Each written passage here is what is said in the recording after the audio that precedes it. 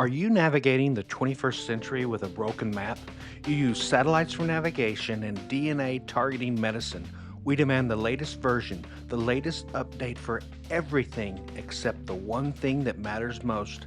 As the fuller curve shows, while human knowledge now doubles every year, the church remains anchored in the past. We are trying to navigate a 14 billion year old universe using a 2,000-year-old map. We wonder why we're getting lost, but in reality, we're getting stranded.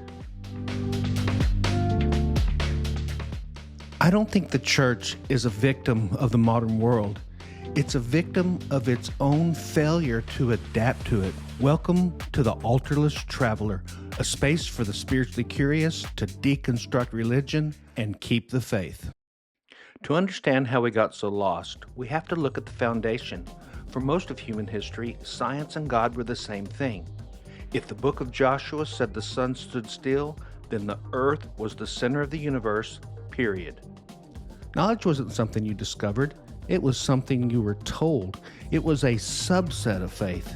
You didn't explore the world, you obeyed the map. Then came the 1600s. Galileo pointed a crude piece of glass at the sky and proved the earth moves. It was the ultimate deconstructing religion moment. For the first time, human knowledge didn't just catch up to dogma, it shattered it. After this, the lines never touched again. While organized religion stayed anchored in tradition, knowledge of our world entered an exponential race. We are spiritually curious people living in a world of generative AI, trying to find meaning without religion, using a map that still thinks the stars are just lights on a dome. I've felt this tension personally. I spent nearly a year literally grounded, recovering from a surgery that left me unable to walk. And when you're forced to sit motionless while the rest of the world accelerates, you notice things. When you're stuck in one place long enough, you start to notice the cracks in the walls. You realize the universe was providing answers to questions the church wasn't even allowed to ask. So what happens? You get a believability gap. That uncomfortable space where you're forced to choose between what you see with your own eyes and the traditions of your community. And it's not just one thing, it's a collective weight that eventually breaks the camel's back. First, there's the cosmological gap. This is where we're told the universe is a few thousand years old. Then the biological gap, where ancient badges of divinity, like the virgin birth, become modern barriers to entry. Third, the historical gap, the moments where the details in the Bible and the actual Roman records just don't match. And finally, the archaeological gap, where 2 million people leave no trace in the desert and the silence of the earth becomes louder than the stories in the book. This is the great unloading of our spiritual journey. It's why many of us become altarless travelers, searching for faith after religion that finally makes sense. Let's start with the big one, the sealing of the world. If you read Genesis literally, the earth is about 6,000 years old, but then you look up. We know the light from the stars hitting your eyes right now took millions of years to get here. If the universe is only 6,000 years old, that light shouldn't even exist yet. The math doesn't just disagree with the story, it erases it. The church is asking you to believe in a universe that was made to look old just to test your faith. Why? And when you realize the ground you're standing on is 4 billion years old, that 6,000-year-old story doesn't feel like the truth anymore. It feels like a cage. Next up is the biological gap. At the very center of the story is the virgin birth, a claim that a human female reproduced without male DNA. In the ancient world, this was a miracle and a badge of divinity. But today, anyone who understands the basics knows that in mammals, life doesn't work that way. It requires a contribution from both sides to create a viable embryo.